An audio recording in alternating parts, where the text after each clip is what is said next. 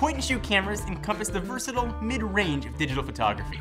I'm John Rettinger, here at the snapshot look at the tech specs I find most important when shopping for a new camera.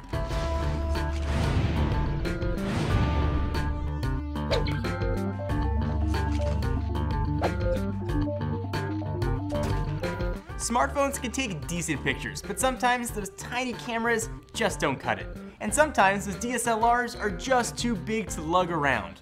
Between too big and too small, Goldilocks would find point-and-shoot cameras just right. There are a lot of options out there, so here are the main features that I focus on. Image resolution is often the most highlighted spec. Every added megapixel is actually another million tiny dots of light to make up the image you see. But paying for more doesn't always mean a better, sharper picture. Mid-range options, around 8 megapixels, can easily handle most common photo print sizes, even up to 8 by 10 inches.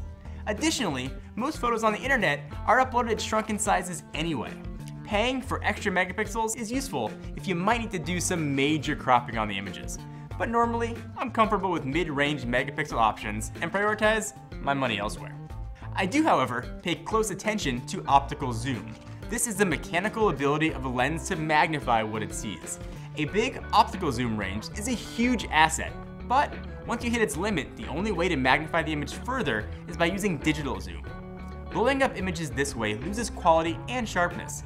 Some camera models offer impressive optical zoom with over 40 times magnification. This can get you really up close and personal, even from pretty far away. Maybe you don't need to go that high, but bigger is generally better. Good low light performance is key. It reduces the need to use a camera's flash, which can produce unflattering results. I look for cameras that have fast lenses. Those are ones with low f-stop numbers, around 2. They can let more light in as the image is captured, so you don't need any artificial light from a flash. Oftentimes, this leads to just a better looking picture. Good low light photography is also helped by a camera that performs well at high ISO settings. ISO is the light sensitivity of an image sensor. Turning ISO up means you need less light for your photo. However, increasing ISO can lead to digital noise in the image. Some cameras do better than others at higher settings, and these cameras get higher marks from me. If planning to shoot mostly casual life moments like parties, a small design's going to be pretty important to you, so you can comfortably keep it with you anywhere you go. If you don't feel like carrying it around, it's not going to be much good.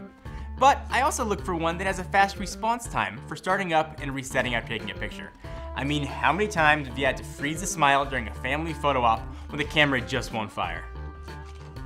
Avoid these painful moments by getting a fast response time camera. Some are ready to take a picture less than a second after turning them on. If you're more on the active side, looking to take more action shots, look for models that stand up to some abuse. Rugged and water-resistant bodies have saved many a camera from a premature demise.